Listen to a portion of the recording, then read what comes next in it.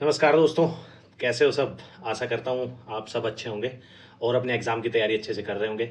तो अपनी जो सीरीज़ चल रही थी वेस्टर्न पॉलिटिकल थॉट में, उसमें हमने सोक्रेटिस, प्लेटो, एरिस्टोटल, मैकियावेली ये सब कर लिए थे।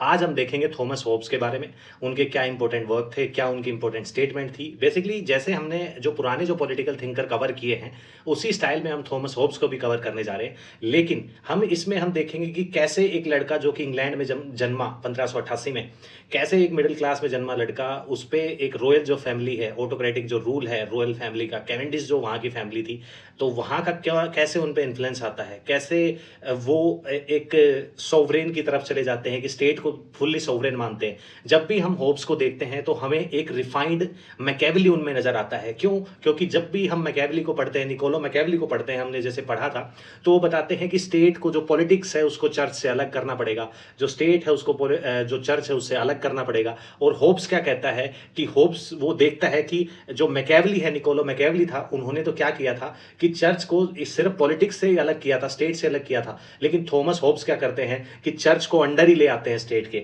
तो इसलिए जो होब्स है वो काफ़ी चर्च की नज़रों में रहते हैं। उनकी जो इंपॉर्टेंट बुक है लिवाइथन, उसको बैन कर दिया जाता है, जला दिया जाता है। बेसिकली उनके जो थॉट प्रोसेस है, कैसे वो इन्फ्लुएंस्ड होते हैं गैलीलियो से, उनके थ्योरी ऑफ मोशन से। ठीक है, कैसे वो थ्योरी ऑफ मोशन को, जो एक बेसिकली साइंस का कॉन्सेप्ट है, उनको फिजिकल जो बॉडी है उस पर इंप्लीमेंट करते हैं ह्यूमन की। उसमें वो कैसे वो देखते हैं कि कैसे जो मोशन है उसको इमोशन के साथ मर्ज करने की कोशिश करते हैं। कैसे उनकी जो लाइफ है, जो जो उनकी माता जी, उनको प्री मेच्योर बर्थ होता है उनका, तो उस पे वो स्टेटमेंट क्यों देते हैं कि fear and I were born together. वो कैसे जिक्र करते हैं अरमाडा वॉर का बेसिकली। तो इन सब के बारे में हम होप्स को देखेंगे। बेसिकली होप्स पढ़ने से पहले आपके दिमाग में दो चीज़ें चलनी चाहिए कि जब भी हम होप्स को पढ़ेंगे तो आपके दिमाग में एक रिफाइंड वर्जन आना चाहिए। किसका? आपका निकोलो मैकियावेली का। ठीक है, क्योंकि वो क्या करते हैं, पॉलिटिक्स और चर्च को अलग अलग करते हैं। लेकिन ये क्या करते हैं कि चर्च को अंडर ही ले आते हैं स्टेट के। स्टेट को इतनी पावर दे देते हैं कि चर्च अब क्या होगा, स्टेट के हिसाब से चलेगा, जो स्टेट बताएगा। पहले हमने देखे थे, पहले थिंकर क्या थे कि उसमें क्या था कि चर्च का बोलबाला ज्यादा रहा करता था। ठीक है, लेकिन निकोलो मैकियावेली को क्यों बोला जाता है फादर ऑफ यूरोपियन सेक्युलरिज्म?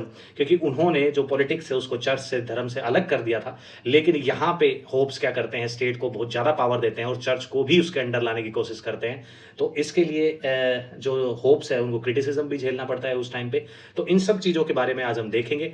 तो मैं आशा करता हूँ आप इसमें जुड़े रहेंगे। और जो भी जो हमने जो पहले जो थिंकर कवर किए हैं उनके रिगार्डिंग मैंने एमसीक्यूज पोस्ट किए हुए हैं अपने जो टेलीग्राम चैनल है, जिसका जो लिंक आपको डिस्क्रिप्शन बॉक्स में मिल जाएगा, वो आप ज्वाइन कर सकते हैं। और फ्रीली जो मैंने आपको 100 और 150 हर टॉपिक के रिगार्डिंग जो मैंने एमसीक्यूज वहाँ पे पोस्ट किए हैं क्विज फॉर्म में, वो आप जाके अटेम्प्ट कर सकते हैं। खैर, तो अभी हम फोकस करते हैं अपना थॉमस होब्स पे। तो थॉमस होब्स का जब भी हम देखते हैं जन्म, मैंने आपको बताया 1588 में उनका जन्म होता है। कहाँ पे? इंग्लैंड में होता है।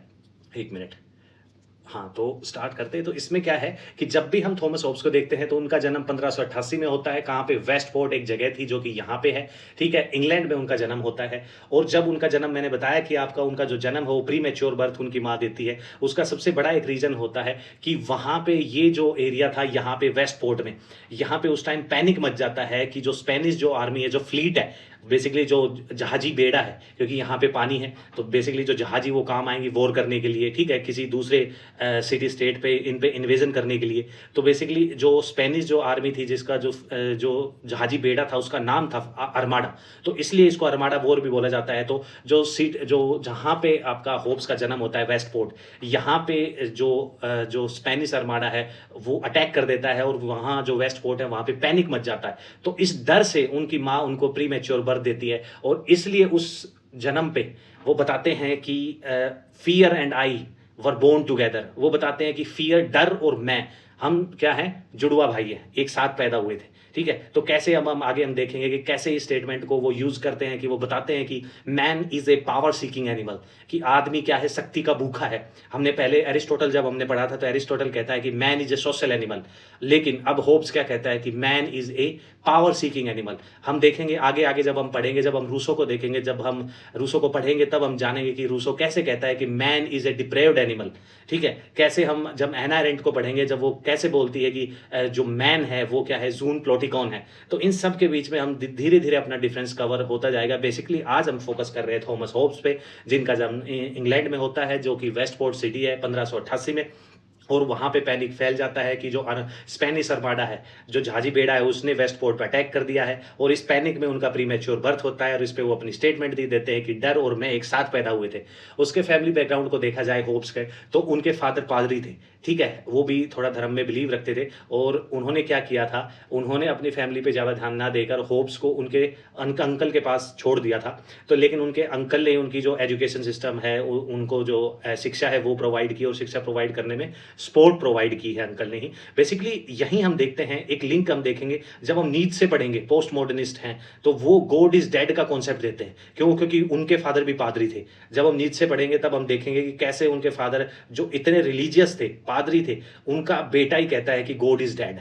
तो यहाँ पे भी ऐसा है कि उनके फादर एक पादरी थे जो कि ज़्यादा फैमिली पे ध्यान नहीं देते हैं और जो होप्स को बेसिकली जो उनके अंकल है उनके पास छोड़ देते हैं और उनके अंकल ही उनकी एजुकेशन देखते हैं और बेसिकली जो होप्स की एजुकेशन है वो वहीं के जो वेस्ट पोर्ट चर्च है वहाँ पे होती है और जो जब वो 14 साल के होते हैं तब वो जो हर्टफोर्ड कॉलेज है वहाँ पे चले जाते हैं। वहाँ पे वो क्लासिकल लैंग्वेज और फिलोसफी के बारे में शिक्षा लेते हैं।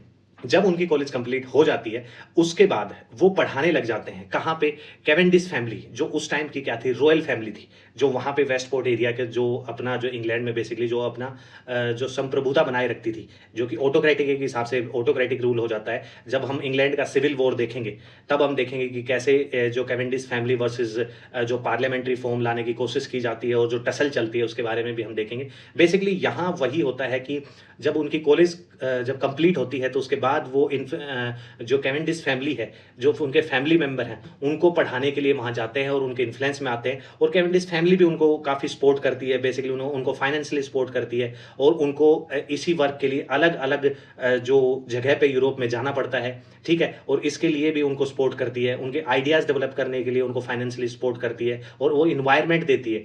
तो इन सब चीज़ों को देखते हुए भी होप्स काफ़ी क्या थे, थोड़े टिल्टेड हो गए थे कैवेंडिश फैमिली की तरफ। बशर्ते वो एक रॉयल फैमिली थी, बशर्ते एक ऑटोक्रेटिक रूल था, एक हिसाब से पार्लियामेंट्री रूल नहीं था कॉमनवेल्थ इंग्लैंड में जो बाद में इस्टेब्लिश होता है इंग्लिश वॉर के बाद में, वो नहीं था। लेकिन फिर भी क्योंकि वो एक मिडिल क्लास फैमिली से आते थे, उनके फादर ने ज़्यादा उन पे ध्यान नहीं दिया था, उनके अंकल ने उनकी एजुकेशन सारी सब करवाई थी। तो इसलिए जब वो कॉलेज ख़त्म करते हैं और कैवेंडिश फैमिली के लिंक में आते हैं और वो जो कैवेंडिश फैमिली है उनके बच्चों को वो पढ़ाते हैं और उन्हीं को जो एजुकेशन वो प्रोवाइड करते हैं, इसके बदले में वो जो फैमिली है वो उनको बेसिकली ये मान लो कि प्यार प्रोवाइड करती है और उनको फाइनेंशियली सपोर्ट करती है और जो यूरोप में जो अलग अलग वो जगह वो जाते हैं उनको स्पॉन्सर करती हैं। बेसिकली जब वो इस जो एजुकेशन प्रोवाइड करने के लिए कुछ काम से अलग अलग जगह जाते हैं तो वहाँ पे वो मिलते हैं किनसे, वहाँ पे वो मिलते हैं गैलीलियो से, उनसे इन्फ्लुएंस होते हैं। उनका जो थ्योरी ऑफ मोशन है, इनर्शिया का सिस्टम है, क्योंकि गैलीलियो बताते थे कि जो ऑब्जेक्ट है जो कि मोशन में है, ठीक है, यदि उस पर एक्सटर्नल फोर्स ना लगाया जाए तो वो कंटिन्यूसली आपका मोशन में रहेगा। बेसिकली आप चलते हैं तो आपको चीज़ क्या है जो आपको रोकती है, बेसिकली आपका और धरती के बीच में जो फ्रिक्शन हो रहा है वो क्या है, वो आपको रोकता है, वो रेजिस्टेंस प्रोवाइड करता है आपको रोकने के लिए। यदि एक्सटर्नल फोर्स आप पे ना लगाया जाए, ठीक है, तो आप कंटिन्यूसली मोशन में रहेंगे, ठीक है। इसी चीज़ को होप्स क्या करते हैं, इसी चीज़ को गैलीलियो की एक चीज़ है उसी से वो इन्फ्लुएंस होते हैं और वो क्या करते हैं, इसी चीज़ को जो बेसिकली जो ह्यूमन लाइफ है, फिजिकल लाइफ है, रियलिटी है, उसमें मर्ज करने की कोशिश करते हैं। क्यों? क्योंकि वो क्या करते हैं, जो सॉवरेन स्टेट की बात करते हैं कि सॉवरेन जो स्टेट है ना वो ह्यूमन बिहेवियर को कंट्रोल करेगा और ह्यूमन बिहेवियर को कंट्रोल करेगा तब जाके वहाँ क्या होगी, उस जगह पे क्या आएगी, स्टेबिलिटी आएगी।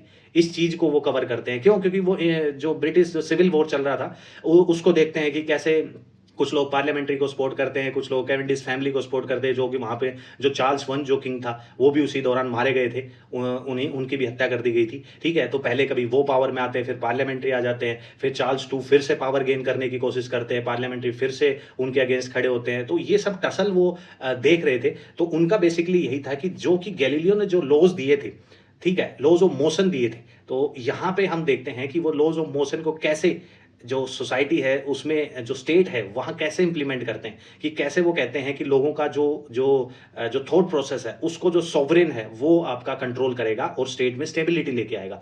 डेकार्ट से वो काफ़ी इन्फ्लुएंस होते हैं। ऐसे जो अलग अलग जगह वो यूरोप में जाते हैं, जो डेकार्ट से मिलते हैं, डेकार्ट से वो काफ़ी इन्फ्लुएंस्ड होते हैं। डेकार्ट की एक बहुत बड़ी स्टेटमेंट है जो कि कंट्रोवर्शियल भी है। बेसिकली उसमें यही है कि उसमें वो बताते हैं कि जो चीज़ें हम एक्सप्लेन करते हैं वो चीज़ें हमने देखी हैं इसलिए हम एक्सप्लेन कर पाते हैं, जो चीज़ हमने नहीं देखी कि हम उसको एक्सप्लेन नहीं कर पाते। इसका मतलब यही है कि हम बहुत ही लिमिटेड चीज़ों को जानते हैं, एक्सप्लोर करने के लिए बहुत ज़्यादा है, ठीक है? वो देखते हैं कि कैसे एक जो गैलीलियो इतना इंटेलेक्चुअल आदमी है, साइंटिफिकली इतना इंटेलेक्चुअल आदमी है, उसके खिलाफ चर्च ने ट्रायल शुरू कर दिया था।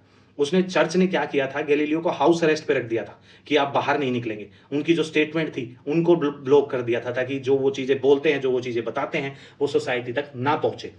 ठीक है, उनकी लेटर जो लाइफ है उसके बारे में हम जान लेते हैं थोड़ा बहुत, क्योंकि जब वो, हमें पता है कि वो मिडिल क्लास फैमिली से आते हैं, फाइनेंशियली ज़्यादा स्ट्रॉन्ग होते नहीं हैं, और जो कॉलेज के बाद वो क्या करते हैं, जो कैवेंडिश जो फैमिली है, रॉयलिस्ट फैमिली है, उनके बच्चों को वो एजुकेशन प्रोवाइड करते हैं, तो वो लोग उनको क्या करते हैं, एक फाइनेंशियली सपोर्ट प्रोवाइड करते हैं। और जिस टाइप के वो आइडियाज़, भले ही वो कंट्रोवर्शियल आइडियाज़ थे, लेकिन उन आइडियाज़ को डेवलप करने में जो कैवेंडिश फैमिली है, रॉयल फैमिली है, वो उनका साथ देती है। ठीक है, तो उसके बाद ही ये वो देखते हैं कि जो रॉयल फैमिली की तरफ वो उनकी सिंपैथी आपकी क्या होती है, डेवलप हो जाती है। क्यों? क्योंकि एक मिडिल क्लास का बच्चा है, उसको फाइनेंशियली सपोर्ट कर रहे हैं, उनके जो आइडियाज़ हैं उनको डेवलप होने से हैम्पर नहीं कर रहे हैं, उनको एक इन्वायरमेंट प्रोवाइड कर रहे हैं, तो कहीं ना कहीं दिल में एक सॉफ्ट कॉर्नर आ ही जाता है। तो होप्स के साथ भी ऐसा ही हुआ कि जब वो इंग्लिश सिविल वॉर चल रहा था, जो कि एक साइड पार्लियामेंट्री गवर्नमेंट के लिए लोग लड़ रहे थे, एक साइड जो रॉयल फैमिली थी, जो चार्ल्स वन थे उस टाइम के जो किंग थे, वो एक ऑटोक्रेटिक, बेसिकली रॉयल फैमिली क्या होता है, एक ऑटोक्रेटिक रूल ही होता है, तो उसके लिए लड़ रहे थे। लेकिन इस साइड अब यहाँ पे हम देखते हैं कि होप्स थोड़ा बहुत कहीं ना कहीं जो रॉयल फैमिली थी,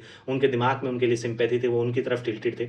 तो उसकी वजह से जब रॉयल फैमिली जो सिविल वॉर चल रहा था उस टाइम पे जो गिर जाती है, ठीक है, और जो पार्लियामेंट्री फॉर्म ऑफ गवर्नमेंट आ जाती है, उसकी वजह से उन्हें क्या करना पड़ता है, उन्हें वहाँ से इंग्लैंड छोड़ के उन्हें पेरिस में काफ़ी टाइम तक रहना पड़ता है। ठीक है, और उनकी वो टोटल 91 साल आपके जीते हैं, और 1979 में उनकी इंग्लैंड में डेथ हो जाती है। ठीक है, इसके बाद हम देखे हैं कि कौन कौन से ऐसे बड़े इवेंट्स रहे हैं जिसमें हम देखेंगे कि होप्स को ऐसी थ्योरीज, ठीक है, ऐसी बुक्स जैसे लिवाइथन हो गया, जिसमें कंप्लीट सॉवरेन की बात करते हैं, जो थ्योरी ऑफ सोशल कॉन्ट्रैक्ट की बात करते हैं। क्यों कहते हैं कि जो सभी जो सोसाइटी के लोग हैं, वो अपने जो राइट है वो एक सुप्रीम के आगे सरेंडर कर दें। एक सुप्रीम जो स्टेट है, स्टेट ही सॉवरेन है, उसके सामने अपने जो पूरे राइट है वो सरेंडर कर दे। वो ऐसा क्यों कहते हैं? उनकी लाइफ में ऐसे क्या इवेंट हुए जो बड़े बड़ी जो स्टेटमेंट देते हैं, उनकी वजह से जो इवेंट है उनके दिमाग में जो चीज़ें चलती रहती हैं। तो सबसे पहला जो उनके बर्थ का है, जो हमने देखा था, जो था आपका स्पेनिश अर्माडा वॉर था, कि जो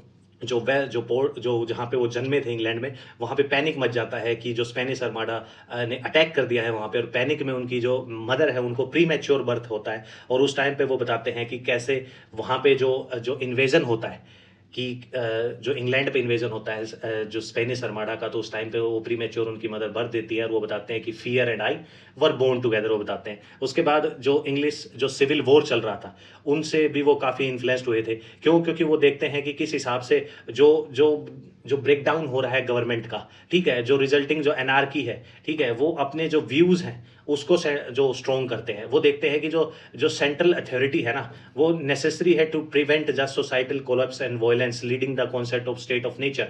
वो बताते हैं कि एक स्ट्रॉन्ग जो अथॉरिटी है वो इन सब स्टेबिलिटी को, क्योंकि इंग्लिश जो सिविल वॉर है जो कि 1642 से 1651 तक चलता है, बेसिकली उसमें वो देखते हैं कि कैसे जो टसल जो चल रही है, जो कैवेंडिश फैमिली है वर्सेस जो पार्लियामेंट्री फॉर्म गवर्नमेंट लाने के लिए कर रहे हैं, तो जो टसल चल रही है उनसे उसका भी बहुत ज़्यादा इम्पैक्ट उनकी लाइफ पे पड़ता है, उनके थॉट्स प्रोसेस पे पड़ता है, कि हमें कहीं ना कहीं ये जो टसल जो चल रही है, जो कि आतंक जो मचा हुआ है, जो सोसाइटी में कैओस जो मचा हुआ है, इसको कौन खत्म करेगा? इसके लिए एक सेंट्रल अथॉरिटी जो कि सुप्रीम होगी, जो कि कानून बनाएगी, तो वो लाने की वो कोशिश करते हैं। इसलिए वो सिविल वॉर, जो इंग्लिश का सिविल वॉर है, उससे भी काफ़ी इन्फ्लुएंस होते हैं। एक तो उनका जो टिल्टेड जो माइंडसेट होता है कैवेंडिश फैमिली की तरफ होता है, उसकी वजह से भी उनको काफ़ी टाइम पेरिस में रहना पड़ता है। ठीक है, एक उसकी बात ये है कि वो जब हम देखते हैं कि जो उनकी कॉलेज ख़त्म हो जाती है, उसके बाद वो जो कैवेंडिश फैमिली है उनको वो उनके जो बच्चे हैं उनको पढ़ाने के लिए चले जाते हैं, और वो फैमिली उनको फाइनेंशियली सपोर्ट करती है, इंटेलेक्चुअल इन्वायरमेंट उनको प्रोवाइड करती है, ताकि उनके जो आइडियाज़ हैं वो डेवलप हो पाए। इस वजह से, जो कि मैंने आपको बताया, कि उनके क्लोज रिलेशनशिप इस्टेब्लिश हो गए थे इस सोसाइटी की तरफ, बसरते वो उनके जो जो कंजर्वेटिव व्यूज़ भी हुए थे, और जो रॉयलिस्ट जो सिंपैथी थी वो भी उन्होंने गेन की थी। ठीक है, उसके बाद हम देखते हैं कि जो सिविल वॉर का एंड होता है, और उसमें क्या होता है कि जो रॉयलिस्ट फैमिली है वो डिफीट हो जाती है, ठीक है, सिविल वॉर में। उसकी वजह से उनको क्या क्या करना पड़ता है, जो उनका जो बिलीफ है वो danger of political uphill and necessity of strong governance, basically यही बताने की कोशिश कर रहे हैं कि होप्स का क्या है कि ड्यूरिंग सिविल वॉर वो सपोर्ट करते हैं कैवेंडिश फैमिली को, जो पार्लियामेंट्री गवर्नमेंट लेकिन कैवेंडिश फैमिली फॉल हो जाती है और उसके बाद वहाँ पे कॉमनवेल्थ इस्टेब्लिश होता है, बेसिकली पार्लियामेंट्री गवर्नमेंट इंग्लैंड में इस्टेब्लिश हो जाती है। उसके लिए उनको काफ़ी क्रिटिसिज्म भी झेलना पड़ता है, ठीक है। और इस वजह से भी होप्स क्या करते हैं, एक आइडिया डेवलप करते हैं ताकि एक स्ट्रॉन्ग गवर्नेंस आपकी उस सोसाइटी में स्टैब्लिश की जाए, ठीक है। उनकी लाइफ पे एक बड़ा इंपैक्ट पड़ता है 30 ईयर ऑफ वॉर, जो कि आपका देखते हैं 1618 से 1648 का। इसमें हम देखेंगे कि कैसे ये 30 ईयर ऑफ वॉर वहाँ की सिटी स्टेट्स और इंग्लैंड वगैरह यूरोप में यहाँ ये फैल रहा था। बेसिकली इसके जो कॉन्सिक्वेंसेज थे वो रिलीजियस और पॉलिटिकली ये कॉन्फ्लिक्ट था, ठीक है। और 30 ईयर ऑफ वॉर जो क्या है, वो जो 30 साल जो वॉर चला था वो 1648 में ट्रीटी ऑफ वेस्टफेलिया जब साइन होती है, जिसमें स्टेट के 4 जो एसेंशियल कंपोनेंट निकल के आते हैं, जिसमें आपका क्या होता है, सबसे पहले होता है कि स्टेट सॉवरेन है, फिर वो बताते हैं कि स्टेट के पास एक टेरिटरी है, फिर वो बताते हैं कि स्टेट के पास एक गवर्नमेंट है, फिर वो बताते हैं कि स्टेट के पास एक डिफाइंड पॉपुलेशन है। तो ये सब चीजें जो 30 ईयर ऑफ वॉर जो खत्म होता है वो ट्रीटी ऑफ वेस्टफेलिया की वजह से खत्म होता है 1648 में, जो कि साइन होती है, और जो 4 एसेंशियल एलिमेंट है स्टेट का उसके बारे में वो बताती है। तो इससे भी वो काफी इन्फ्लुएंस होते हैं कि वहां पे जो सोसाइटी में जो रिलीजियस और पॉलिटिकल जो आपके कॉन्फ्लिक्ट चल रहे थे, उसकी वजह से भी उन पे काफ़ी आपका इन सब चीज़ों का इन्फ्लुएंस पड़ता है। और वो एक अपना थॉट प्रोसेस बनाते हैं जिसमें वो सोचते हैं कि सोसाइटी में हमें ज़रूरत है कि इसकी स्ट्रॉन्ग सेंट्रल अथॉरिटी की, जो कि मेंटेन करे क्या, ऑर्डर मेंटेन करे, और जो ये जो केओस चल रहा है, जो उठापटक चल रही है, इसको खत्म करे, ठीक है। वो इन्फ्लुएंस होते हैं। जब हमने देखा था कि वो अपने पढ़ाई के सिलसिले में या काम के सिलसिले में कैवेंडिश फैमिली उनको फाइनेंशियली सपोर्ट करती है और यूरोप के अलग अलग जगह पे वो जाते हैं, उस टाइम पे वो गैलीलियो से भी काफ़ी इन्फ्लुएंस होते हैं और वो देखते हैं कि गैलीलियो को ही जब चर्च ने टांग दिया तो मैं क्या चीज़ हूँ, इतना बड़ा इंटेलेक्चुअल आदमी, उसको ही चर्च ने अगेंस्ट उसके ट्रायल स्टार्ट कर दिया चर्च ने, और उनको ही हाउस अरेस्ट रख दिया, तो मेरा क्या करेंगे। बेसिकली गैलीलियो और चर्च के बीच में टसल यही चली थी कि चर्च के लोग जो डिफाइन करते थे या जो शिक्षा प्रोवाइड करते थे, वो मानते थे कि जो अर्थ है वो यूनिवर्स के सेंटर में है और अर्थ रोटेट नहीं करती, अर्थ किसी के चारों ओर आपका क्या करते, रिवॉल्व नहीं करती। अर्थ स्टेबल है एक जगह पे, उसके चारों ओर बाकी चीजें क्या करती है, रिवॉल्व करती हैं। लेकिन गैलीलियो ने क्या कहा था कि भाई ऐसा नहीं है, अर्थ और बाकी प्लेनेट क्या हैं, सन के चारों ओर रिवॉल्व करते हैं। तो चर्च को ये बात पसंद नहीं आई कि तुम हमारी जो स्टेटमेंट है उसको कैसे काट रहे हो, ठीक है। वो बोलता था कि ये साइंटिफिक चीजें हैं, लेकिन चर्च को वो चीजें पसंद नहीं आई थी। तो चर्च ने क्या कहा कि ये आदमी क्या है, सोसाइटी में चर्च के खिलाफ क्या कर रहा है, बेसिकली चर्च के खिलाफ लोगों को भड़का रहा है। ये बता रहा है कि चर्च जो आपको शिक्षा प्रोवाइड करता है, चर्च जो बताता है कि भाई जो जो अर्थ है आपकी वो यूनिवर्स के सेंटर में है और वो एक स्टेबल जगह पे है, वो किसी का रिवॉल्व नहीं करती, वो सिर्फ एक जगह पे है। तो लेकिन ये वहां पे गैलीलियो उल्टा बताते हैं कि जो अर्थ है वो आपकी सन के चारों ओर रिवॉल्व करती है। तो बेसिकली चर्च के खिलाफ ये भड़काने की कोशिश कर रहा है, तो उसके खिलाफ ट्रायल स्टार्ट कर देता है चर्च। तो यहां से वो देखते हैं कि चर्च के पास क्या है, इतनी पावर है कि इतने इंटेलेक्चुअल बंदे के खिलाफ उन्होंने ट्रायल स्टार्ट कर दिया और उनको हाउस अरेस्ट कर दिया और उनकी जो स्टेटमेंट थी वो भी बाहर नहीं आनी दी और उनकी जो बुक थी वो भी सब उन्होंने बैन कर दी थी, ठीक है। तो इससे वो देखते हैं कि चर्च का तो भाई कुछ ना कुछ करना पड़ेगा। इसलिए वो बोलते हैं कि जहां मैकेवली बोलते हैं कि स्टेट और जो चर्च का है उनका काम अलग अलग करना पड़ेगा, ये कहते हैं कि भाई साहब चर्च को स्टेट के अंडर ही लेना पड़ेगा, वरना जो साइंटिफिक जो चीज़ें डेवलप हम करना चाहते हैं वो हम डेवलप नहीं कर पाएंगे। यहीं पे वो कहते हैं कि स्टेट क्या है, स्टेट एक नेचुरल, जब हम सोशल कॉन्ट्रैक्ट थ्योरी पढ़ेंगे तब वो कहते हैं कि स्टेट क्या है, आर्टिफिशियल क्रिएशन है। लेकिन वहीं पे हम सोक्रेटिस, प्लेटो, एरिस्टोटल को पढ़ते हैं तो वो क्या कहते हैं, स्टेट क्या है, एक नेचुरल क्रिएशन है, डिवाइन नेचर है, ठीक है, गॉड के द्वारा क्रिएटेड है। लेकिन यहाँ पे ये कहते हैं कि ऐसा कुछ नहीं है, डिवाइन नेचर कुछ नहीं है, ये सब जो है वो आपका क्या है, आर्टिफिशियल क्रिएटेड है। तो वो ये देखते हैं कि वो कैसे, जो गैलीलियो का जो ट्रायल चलता है उससे भी काफ़ी इन्फ्लुएंस्ड होते हैं, वो तभी से ठान लेते हैं कि इस चर्च का तो कुछ ना कुछ करना पड़ेगा, इतने बड़े इंटेलेक्चुअल आदमी का उन्होंने ट्रायल स्टार्ट कर दिया तो ये मुझे तो क्या ही बख्शेंगे, ठीक है। अब जो इंपॉर्टेंट बुक है उसी हिसाब से हम देखेंगे कि जो भी बुक्स मैं आपको करवाता हूं तो आपको नोट डाउन भी करना है, तो उसी सीक्वेंस से आपको नोट डाउन करना है। मैंने प्रीवियस वीडियो में भी आपको बताया है कि जो जो बुक्स हैं उनको अरेंज करने के हिसाब से भी आपसे क्वेश्चन पूछे गए हैं। तो बेसिकली आपको बस इतना करना है कि जो बुक्स हैं उनको क्या करना है, जब भी आप नोट डाउन करें तो जो जैसे मैंने आपको लिखवाया उसी सीक्वेंस में करें, ठीक है, और उनके थोड़े बहुत बुलेट पॉइंट्स बना लें, तब आप रिवीजन करें तो थोड़ा इजी होगा। खैर, तो इनकी जो इंपॉर्टेंट बुक्स हैं उन पे हम ध्यान देते हैं। तो पहली जो बुक है उनकी है डिसाइड, जो इस वर्ड का मतलब है सिटीजन, ठीक है। बेसिकली इसमें भी वो आपका क्या करते हैं, इसमें वो पॉलिटिकल जो फिलोसफी को डेवलप करते हैं, वो बताते हैं कि किस हिसाब से जो जब वो लिवाइथन बुक के बारे में हम बात करेंगे जिसमें वो स्टेट को सुप्रीम करने की बात करते हैं, इसमें भी वो आइडिया देते हैं, वो फोकस करते हैं सोसाइटी एंड गवर्नमेंट पे, ठीक है। इस बुक में वो एक्सप्लोर करते हैं कि नेचर ऑफ ह्यूमन बीइंग, कि एक ह्यूमन बीइंग का सोसाइटी में कैसा नेचर है, ठीक है। वो फोकस करते हैं ओरिजिन्स ऑफ गवर्नमेंट, ठीक है, और necessity of political authority prevent civil war. Basically इसमें यही है कि जब वो जब सिटीजन के बारे में बात कर रहा है, तो एक सिटीजन का सोसाइटी में किस हिसाब की थॉट प्रोसेस है, इसके बारे में जानने की बात करते हैं। दिसाइव बुक में, जो कि 1642 में आती है उनकी, इसमें बेसिकली सिटीजन का जो माइंडसेट है उसको जानने की कोशिश करते हैं, और वो बात करते हैं कि ज़रूरत क्यों है एक पॉलिटिकल अथॉरिटी की जो कि सुप्रीम होगी और जो कि प्रिवेंट करेगी सिविल वॉर। क्योंकि कहीं ना कहीं जो इंग्लैंड का सिविल वॉर था, उस सिविल वॉर से उनके माइंड पे काफ़ी इंपैक्ट पड़ा था। एक तो बेसिकली वही था कि जो रॉयल फैमिली थी, कैवेंडिश जो फैमिली थी, उसकी तरफ वो टिल्टेड थे, ठीक है, क्योंकि उनको सिंपैथी डेवलप हुई थी, उनको फाइनेंशियली सपोर्ट किया था, इंटेलेक्चुअल इन्वायरमेंट उनको प्रोवाइड किया था, और जो टसल जो चल रही थी वहाँ पे पार्लियामेंट्री और जो रॉयल फैमिली के बीच में, तो वो कहीं ना कहीं रॉयल फैमिली की तरफ टिल्टेड थे। इसीलिए वो जो सिविल वॉर की जो टसल है वो दोबारा नहीं देखना चाहते थे। तो इसीलिए वो कहते हैं इस बुक में कि नेसेसिटी बताते हैं कि क्या नेसेसिटी है पॉलिटिकल अथॉरिटी की, ताकि सिविल वॉर को प्रिवेंट किया जाए। वो इसमें इस बुक में भी बेसिकली सिविल कॉन्ट्रैक्ट के बारे में बात करते हैं, लेकिन वहाँ पे इसमें क्या है कि जब अच्छे से एक्सप्लेन करते हैं वो लिवाइथन बुक में, जो कि हम आगे देखेंगे, बट इस बुक में जो सोशल कॉन्ट्रैक्ट के बारे में जो वो बात करते हैं वो थोड़ी स्ट्रेट फॉरवर्ड होती है, ठीक है। नेक्स्ट जो बुक है उनकी मोस्ट इंपॉर्टेंट बुक है, जो लिवाइथन है, जो इस वर्ड है इसका मीनिंग होता है सी मॉन्स्टर, ठीक है। ये आप देख सकते हैं, इसका जो मीनिंग है वो है सी मॉन्स्टर। तो इसलिए सी मॉन्स्टर का मतलब वो यही है कि एक ऐसा पर्सन, बेसिकली एक ऐसा मॉन्स्टर जिसके पास बहुत ज़्यादा पावर है, ठीक है। एक स्टेट ऐसा जिसके पास बहुत ज़्यादा पावर है, सब कुछ करने की उसके हाथ में है, सब कुछ वो कर सकता है। चर्च भी उसके अंडर है, चर्च भी उसके अगेंस्ट ट्रायल स्टार्ट नहीं कर सकता। तो इन सब चीज़ों के बारे में वो बात करते हैं। और लिवाइथन जो बुक है उनकी बहुत इंपॉर्टेंट बुक है, और इसी बुक को चर्च ने काफ़ी बार क्या किया था, बैन भी किया था और जला भी दिया था। बेसिकली इस बुक में जो लिवाइथन जो बुक है, इसमें बेसिकली वो बात करते हैं सोशल कॉन्ट्रैक्ट थ्योरी की, ठीक है। सोशल कॉन्ट्रैक्ट क्या है कि इसमें सोशल कॉन्ट्रैक्ट क्या है, बेसिकली जब भी हम देखते हैं कि कॉन्ट्रैक्ट क्या है, कॉन्ट्रैक्ट किसी दो के बीच में साइन किया जाता है। सोशल कॉन्ट्रैक्ट का मतलब यही है। इसमें वो बताने की बात करते हैं, एक हाइपोथेटिकल सिचुएशन लेते हैं, ठीक है, जिसमें क्या बताते हैं कि स्टेट ऑफ नेचर की अभी एक एग्जांपल से लेके समझते हैं कि वो क्या कहते हैं कि जब मान के चलो अभी आप इंडिया में रहते हो, भारत में रहते हो, ठीक है, यहाँ पे गवर्नमेंट है, ठीक है, ब्यूरोक्रेसी है, सब कुछ इस्टेब्लिश्ड है। बेसिकली जो लॉ है उसके हिसाब से सारी चीज़ें होती हैं, कॉन्स्टिट्यूशन के हिसाब से सारी चीज़ें होती हैं। तो सोसाइटी में एक स्टेबिलिटी है, ठीक है, जस्टिस प्रोवाइड किया जाता है। मान के चलो कि सारी गवर्नमेंट, सारे लॉ, सब कुछ हटा दिया जाए, ठीक है, तो वो क्या होगा, स्टेट ऑफ नेचर होगा। वो एक सोसाइटी की इनिशियल स्टेज होगी होप्स के हिसाब से। ये एक हाइपोथेटिकल सिचुएशन है होप्स के हिसाब से, स्टेट ऑफ नेचर, जहाँ पे ना कोई गवर्नमेंट है लोगों के पास, ना ही जो उस स्टेट में ना ही कोई लॉज हैं, ना ही कोई लॉज इंप्लीमेंट करने वाला है, ना ही कोई कॉन्स्टिट्यूशन है।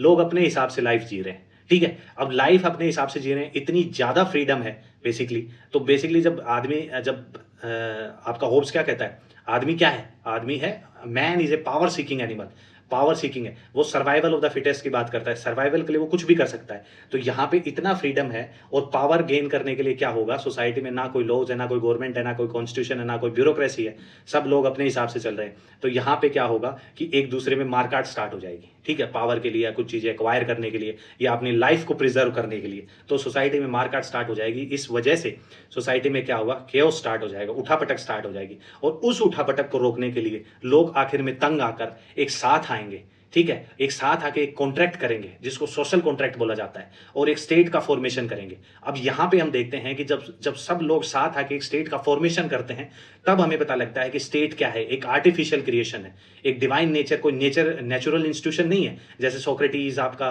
प्लेटो, या फिर आपका एरिस्टोटल जब हम पढ़ते हैं, वो नहीं है। होब्स कहता है कि सोशल कॉन्ट्रैक्ट, लोग आपस में आते हैं सोसाइटी में जो उठापटक चल रही है उसको खत्म करने के लिए, ताकि उनकी लाइफ जो है वो प्रिजर्व की जाए, उनकी लाइफ बच सके, उनकी लाइफ जो है वो शांतिपूर्वक, जो पीसफुल हो सके।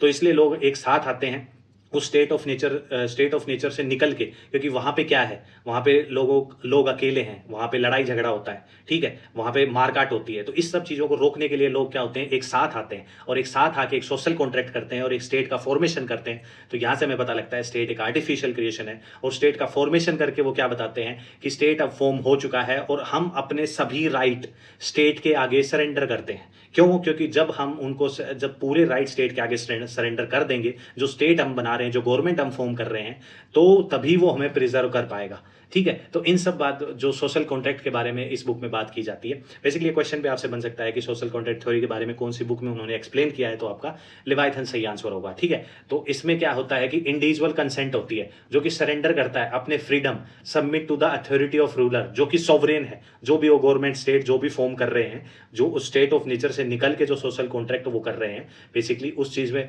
ताकि प्रोटेक्टिंग देयर रिमेनिंग राइट्स, तो जो सॉवरेन है वो उनको प्रोटेक्ट कर पाए। वो बात करते हैं स्टेट ऑफ नेचर की इस बुक में, जो कि बताया मैंने क्या है, हाइपोथेटिकल कंडीशन है जहां पे क्या है, गवर्नमेंट नहीं है, कोई लॉज नहीं है।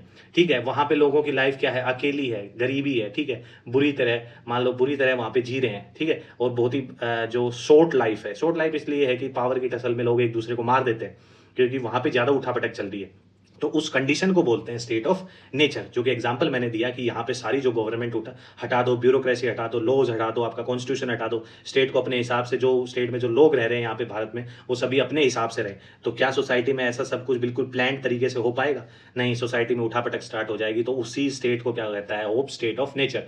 वो बताते हैं कि एब्सोल्यूट सॉवरेनिटी, एब्सोल्यूट सॉवरेनिटी वो स्टेट को प्रोवाइड करते हैं। बेसिकली जब सोशल कॉन्ट्रैक्ट करके लोग एक आर्टिफिशियल स्टेट बनाते हैं, तो उसके पास क्या है, एब्सोल्यूट सॉवरेनिटी है, क्योंकि लोग उसे फॉर्म कर रहे हैं, वो आर्टिफिशियली क्रिएटेड है, इसलिए लोग उसके सामने अपनी विल के अकॉर्डिंग जाके, ठीक है, उसके सामने अपने राइट सरेंडर करते हैं, ताकि वो सोसाइटी को स्टेबल रख पाए, पीसफुल रख पाए। और होब्स के अकॉर्डिंग जो सिविल वॉर होता है सोसाइटी में, बेसिकली वो इंग्लैंड के सिविल वॉर से काफी इन्फ्लुएंस थे, काफी उन पे इम्पैक्ट पड़ा था। तो वो बार बार इसी चीज का जिक्र करते हैं कि सोसाइटी में जो सिविल वॉर है वो ना होने दे, एक सुप्रीम है जिसके पास क्या है, एब्सोल्यूट सॉवरेनिटी है। ठीक है, वो बात करते हैं मटेरियलिज्म के बारे में, ह्यूमन नेचर के बारे में, जो कि कैसा है, सेल्फ इंटरेस्टेड है, फियरफुल है। ठीक है, और सेंट्रलाइज्ड अथॉरिटी के लिए वो बात करते हैं यहाँ पे। बेसिकली मैंने बताया कि आदमी का जो नेचर है होब्स के अकॉर्डिंग वही है कि होब्स की जो वो स्टेटमेंट है कि man is a power seeking animal. ठीक है, उससे ही आपको पता लग जाना चाहिए कि आदमी का जो आपका उसका जो नेचर है सोसाइटी में वो कैसा है, सेल्फ इंटरेस्टेड है, और वो कहीं ना कहीं फियरफुल भी है। जब क्योंकि फियरफुल तो होगा ही जब भी हम स्टेट ऑफ नेचर जो कंडीशन है उसके बारे में बात करेंगे। उनकी जो नेक्स्ट जो इंपॉर्टेंट बुक है वो है दी कॉर्पोरी, और इस वर्ड से आपको पता लग गया होगा कि ये है बॉडी बेस्ड है। यहाँ इस बुक में क्या है, होब्स क्या कोशिश करता है, वो प्रोजेक्ट करने की कोशिश करता है to provide a systematically account of knowledge starting mode basic element of reality. Basically body क्या है आपकी, फिजिकल है, जो कि एज इट इज जो है वो सामने दिखती है, तो इसलिए वो रियलिटी का कॉन्सेप्ट लाने की यहाँ पे कोशिश करते हैं। फाउंडेशन ऑफ साइंस, क्योंकि इस बुक में क्या है कि जो फिलोसफी ऑफ साइंस है ना, particularly the nature of bodies, motion, physical phenomena, और यहाँ पे होब्स क्या करते हैं, स्टैब्लिश करने की कोशिश करते हैं scientific basis for understanding the physical world. कैसे?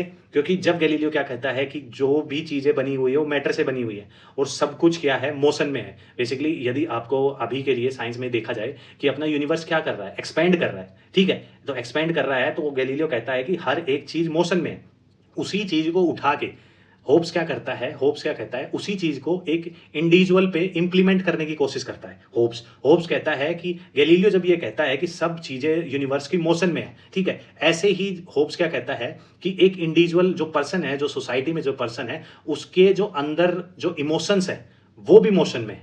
ठीक है, क्योंकि उसके दिमाग में 24 घंटे जो इमोशन है, जो कि एक्सटर्नल फैक्टर से इन्फ्लुएंस्ड होते हैं। ठीक है, तो वो इमोशन है वो 24 घंटे उसके दिमाग जो बॉडी में चलते रहते हैं। ठीक है, तो ऐसे ही गैलीलियो कहता है कि जो जो संसार है वो क्या है, हर एक चीजें जो संसार में है वो मोशन में है। ऐसे ही मोशन को इमोशन में कन्वर्ट करके होब्स क्या करता है, यहीं पे गैलीलियो की थ्योरी ऑफ मोशन को कन्वर्ट करके एक इंडिविजुअल पे अप्लाई करता है, और उसमें बताता है कि जो ह्यूमन माइंड में जो इमोशंस है, ठीक है, वो पूरे पूरे 24 घंटे जब तक वो जिंदा रहता है उसके क्या क्या घूमते रहते हैं उसके शरीर में। और बेसिकली जो इमोशंस हैं, वो इमोशन इंसान को क्या करते हैं, वो करते हैं कि वो ज्यादा से ज्यादा क्या हो, प्लेजर को क्या कर पाए, गेन कर पाए। पावर क्या है, पावर एक प्लेजर है, पावर से आप कुछ भी कर सकते हैं, तो इसलिए man is a power seeking animal.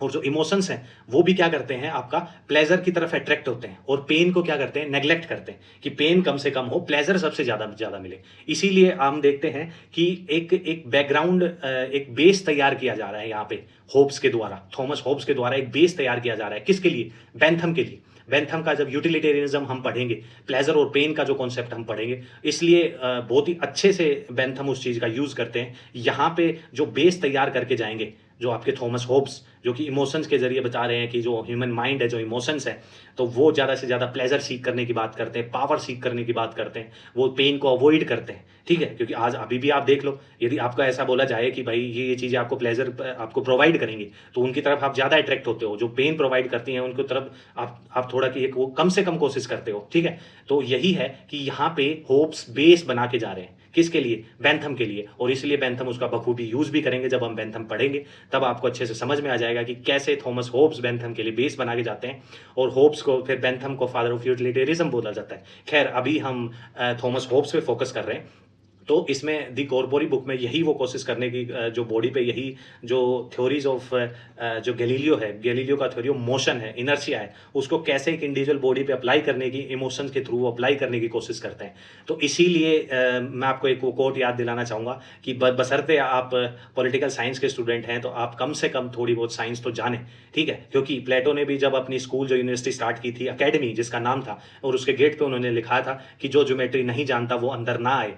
बल्कि यही मानने वाली बात है कि मैं बार-बार आपको कहूँगा कि आपको बशर्ते आप किसी भी सब्जेक्ट के आप स्टूडेंट हो, आपको थोड़ी बहुत नॉलेज बाकी भी आपको जो सब्जेक्ट हैं उनको पढ़ना चाहिए, ठीक है? यहाँ पे यदि मैं आपको बोलूँ कि हम आर्ट्स के स्टूडेंट हैं, हम तो पॉलिटिकल साइंस वाले हैं, हमें क्या साइंस के रूल से मतलब है? तो हम यहीं पे देखते हैं कि कैसे जो वहाँ पे प्लेटो थ्योरी ऑफ फॉर्म के बारे में बात करते हैं, थ्योरी ऑफ सोल के बारे में बात करते हैं। यहाँ पे हम होप्स को देख रहे हैं कि कैसे वो जो आपके गैलीलियो के जो मोशन के लॉज हैं उनको आपका इम्प्लीमेंट करने की कोशिश कर रहे हैं इंडिविजुअल पे। कैसे वो इनर्शिया का जो कॉन्सेप्ट है उसको वो लाने की कोशिश करते हैं कि कैसे एक सॉवरेन है वो ह्यूमन नेचर को क्या करेगा, कंट्रोल करेगा, ताकि सोसाइटी में स्टेबिलिटी आ सके। वहीं पे गैलीलियो कहता है कि यदि एक बॉडी यदि मोशन में है और उस पे एक्सटर्नल फोर्स ना लगाया जाए तो वो क्या रहेगी, हमेशा ही मोशन में रहेगी, ठीक है? ऐसे ही वो होप्स बताने की कोशिश करते हैं कि यदि सोसाइटी में जो ह्यूमन है, आदमी है, उसका यदि जो थॉट प्रोसेस है उसको कंट्रोल नहीं किया जाएगा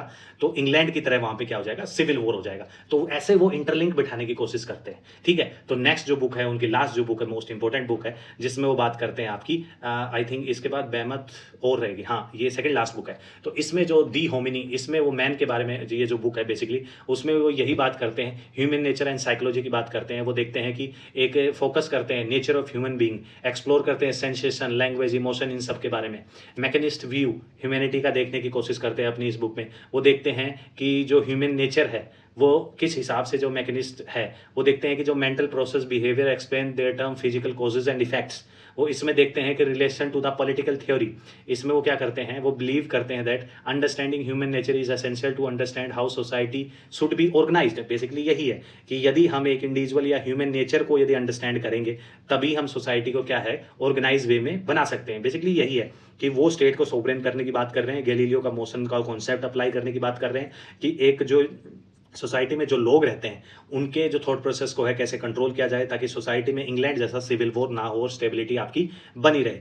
जो लास्ट जो वर्क है वो उनका है बेमोथ। इस वर्ड का मतलब भी होता है आपका ह्यूज, ठीक है, लार्ज, एक मॉन्स्टर। तो 1682 में इनका लास्ट वर्क जो आता है, जो उनके मरने के बाद जो पब्लिश होता है, बेसिकली इसमें भी वो बात यही करते हैं कि हिस्टोरिकली अराउंड सिविल वॉर, जो इसमें क्या है कि ये जो वर्क है ये एक डायलॉग फॉर्म में है, ठीक है, जिसमें इंग्लिश सिविल वॉर के बारे में डिस्कस की गई है। तो ये डायलॉग फॉर्मेट में है जिसमें क्या है, दो कैरेक्टर हैं जो कि क्या करते हैं, डिस्कस करते हैं causes and consequences of English civil war, कि जो इंग्लैंड में जो सिविल वॉर हुआ था उसके जो दो कैरेक्टर हैं वो आपस में कॉन्वर्जेशन करते हैं इसमें, और वो बात करते हैं कि क्या कॉजेज रहे, क्या कॉन्सिक्वेंसेज रहे सिविल वॉर के। वो एनालिसिस करते हैं सिविल वॉर के कि सिविल वॉर क्यों होता है, कि पॉलिटिकल और रिलीजियस और सोशल फैक्टर की वजह से ये वॉर होता है। और इसमें बताते हैं कि वो offering insight danger of political instability and break down of authority.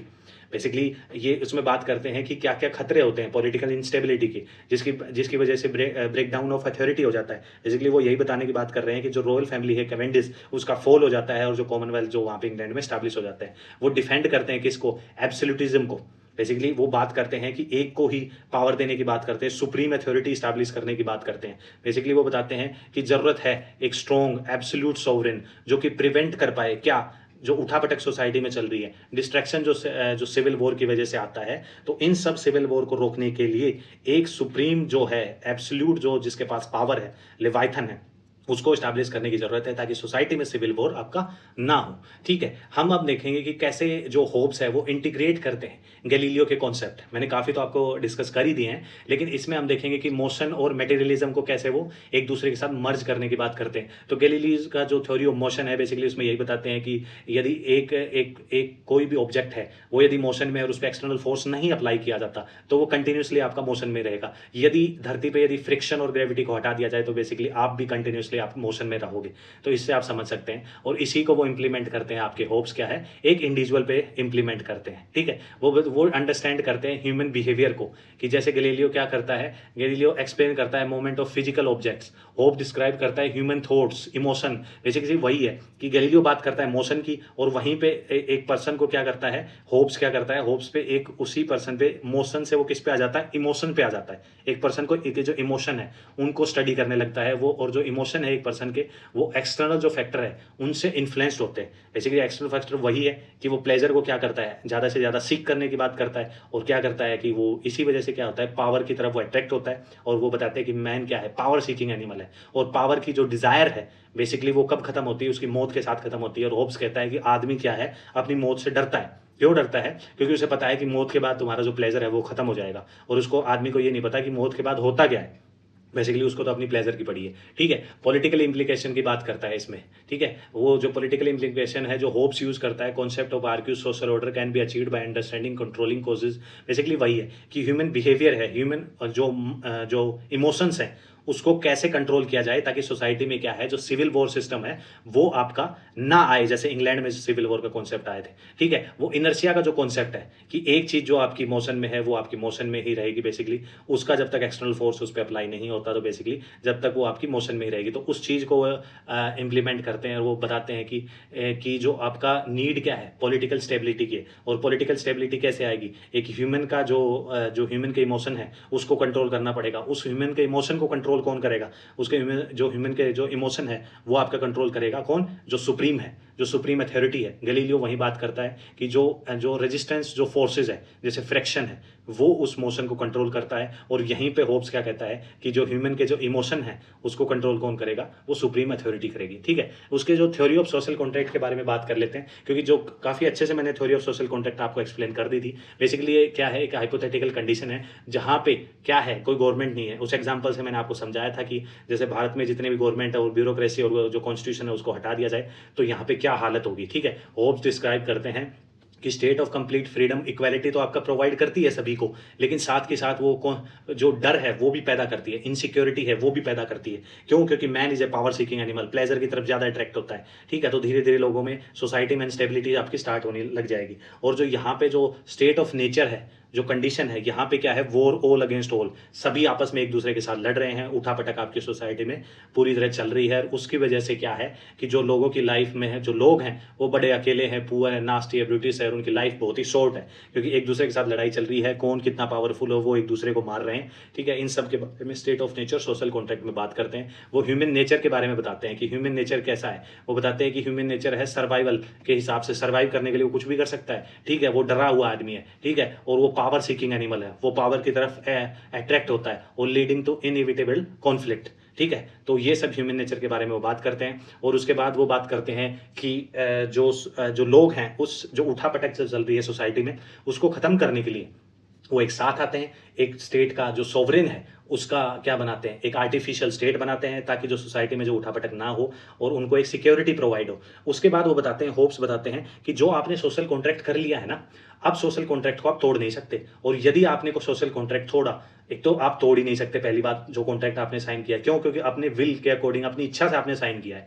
और यदि सोशल कॉन्ट्रैक्ट तोड़ा तो आप क्या दोबारा किस में चले जाओगे, स्टेट ऑफ नेचर, जो इनिशियल स्टेज पे जो कंडीशन होप्स बताता है उसमें चले जाओगे, जहां पे क्या है, वॉर ऑल अगेंस्ट ऑल, कि सब आपस में वहां पे लड़ाई कर रहे हैं, क्योंकि गवर्नमेंट नहीं है, ब्यूरोक्रेसी नहीं है, कॉन्स्टिट्यूशन नहीं है, तो सब अपने हिसाब से लड़ाई कर रहे हैं। वो बताते हैं कि कोई जो इंडिविजुअल है, कोई भी सोसाइटी में इंडिविजुअल है, वो सोवरेन के खिलाफ खड़ा नहीं हो सकता, ठीक है। क्यों? क्योंकि तुमने अपनी इच्छा से क्या किया है, अपनी इच्छा से अपने जो लॉज हैं, अपने जो राइट्स हैं, वो सोवरेन के आगे आपने सरेंडर किए हैं बेसिकली, ठीक है। जो सरेंडर किए हैं अपनी इच्छा से, आपने वो जो राइट्स हैं अपने जो सोवरेन है उसके आगे सरेंडर किए हैं, तो अब आप उसके अगेंस्ट खड़ी नहीं हो सकते। सिर्फ एक कंडीशन है, जिसमें आप जो स्टेट है, सोवरेन है, जो आपने आर्टिफिशियली बनाया है सिक्योरिटी बनाने के लिए सोसाइटी में, तो उसके खिलाफ सिर्फ एक ही कंडीशन में आप खड़े रह सकते हैं कि जब वो स्टेट फेल कर जाए आपकी लाइफ को प्रिजर्व करने में। बेसिकली यही बताने की बात कर रहा है कि आप स्टेट के खिलाफ जो सोवरेन जो आपने बनाया है सोशल कॉन्ट्रैक्ट के थ्रू, उसके खिलाफ एक ही कंडीशन में उसके खिलाफ खड़े हो सकते हैं कि जब वो स्टेट कैपेबल ना हो आपकी क्या, आपकी लाइफ को प्रिजर्व करने में, आपको जो सोसाइटी में सिविल वॉर जैसी कंडीशन को प्रिवेंट करने में वो कैपेबल ना हो, तो आप खड़े हो सकते हैं। आपको सिक्योरिटी प्रोवाइड ना करे और आपकी लाइफ को प्रिजर्व ना करे, बेसिकली आपकी लाइफ ना बचा पाए, तो आप जो स्टेट जो सोवरेन जो बनाया उसके खिलाफ आप खड़े हो सकते हो। तो होप्स की आप देखते हैं जो कुछ फाइनल जो फेमस जो स्टेटमेंट है, जो कि काफ़ी बार एग्जाम में आपसे पूछी जाती हैं। बेसिकली ये तो उन्होंने जो सोशल कॉन्ट्रैक्ट थ्योरी है उसी में दिया था। ये जो आर्माडा जो वॉर हुआ था उसमें वो बताते हैं कि fear and I were born together, क्योंकि उनकी मदर जो पैनिक मच जाता है वहाँ पे सोसाइटी में, तो इस वजह से प्री मैच्योर उनको बर्थ दे देती हैं। ठीक है, तो काफ़ी मरने का डर होता है, तो इसलिए वो बताते हैं कि जो fear and were are born twins, basically हम जुड़वा हैं या बोर्न टुगेदर, एक साथ पैदा हुए थे। ठीक है, वो बताते हैं कि जो लॉज हैं, जो आपके जो लॉज हैं वो आपको नहीं बचाएंगे जब तक आपके हाथ में तलवार नहीं होगी। ठीक है, अगला वो कहते हैं कि in the state of nature profit major the right authority no truth makes law. Authority जो है, जो सुप्रीम अथॉरिटी है, वही कानून बनाती है, कोई सच्चाई बच्चाई कानून नहीं बनाती। ठीक है, वो बताते हैं कि जो रेस्ट है, जो पीसफुल है, वहीं पे क्या है, मदर ऑफ फिलोसफी है। यदि सोसाइटी में उठापटक मची रहेगी तो कोई भी पॉलिटिकल आइडिया आपका डेवलप नहीं हो पाएगी। वो बताते हैं hell is the truth seen too late, कि सच्चाई जो है ना वो बहुत लेट समझ में आती है। वो बताते हैं man is a power seeking animal, जो कि मैंने आपको काफ़ी बार बताया है स्टेटमेंट इसी में लेक्चर में, कि मैन क्या है, पावर सीकिंग एनिमल है। और मैन सोशल एनिमल कौन बताता है, एरिस्टोटल बताता है। तो man is a power seeking animal का मतलब यही है कि उसकी जो डिजायर है वो तभी खत्म होती है जब वो मर जाएगा। ठीक है, वो बताते हैं कि liberty is where law is silent, कि फ्रीडम तभी आती है जब आपका स्टेट वहाँ पे ना हो। बेसिकली यहीं पे आपको याद करना है कि जो स्टेट ऑफ नेचर, जो इनिशियल कंडीशन है सोसाइटी की, उसके बारे में वो बात कर रहे हैं कि फ्रीडम आपकी तभी रहेगी जब वहाँ पे स्टेट नहीं होगा, कोई गवर्नमेंट नहीं होगी, ब्यूरोक्रेसी नहीं होगी और कॉन्स्टिट्यूशन नहीं होगा बेसिकली। लेकिन वहाँ पे साथ के साथ क्या भी आएगा, आपका डर भी आएगा, इनसिक्योरिटी भी आपकी डेवलप होगी आपकी लाइफ में। ठीक है, क्रिटिसिज्म भी देख लेते हैं, क्योंकि जो भी थ्योरी या किसी पे भी अपनी जो स्टेटमेंट कोई भी पॉलिटिकल थिंकर देता है तो उस पर कहीं ना कहीं क्रिटिसिज्म उनको झेलना पड़ता है। जॉन लॉक सबसे पहले क्रिटिसाइज करते हैं उनको, क्योंकि जॉन लॉक क्या है, नेचुरल राइट के कॉन्सेप्ट को मानते हैं, लाइफ लिबर्टी प्रॉपर्टी के बारे में बात करते हैं। जब हम जॉन लॉक पढ़ेंगे तब आपको ये समझ आएगा, नेचुरल राइट के बारे में बात करते हैं। ठीक है, और यहाँ पे वो बताते हैं कि लिबर्टी फादर ऑफ लिबरलिज्म माने जाते हैं। लेकिन यहाँ पे होप्स क्या कर रहे हैं कि सारी जो पावर है वो किसके हाथ में दे रहे हैं, एक सोवरेन के हाथ में दे रहे हैं। स्टेट ऑफ नेचर, जहाँ पे सोसाइटी में क्या है, वॉर ऑल अगेंस्ट ऑल है, लेकिन लोग कहता है ऐसा नहीं है। स्टेट ऑफ नेचर में क्या है, वो बहुत ही पीसफुल है। जब लोग पढ़ेंगे तब आपको एक क्रिटिसिज्म समझ में आएगा। रूसो कहता है कि ह्यूमन नेचर पे बताता है।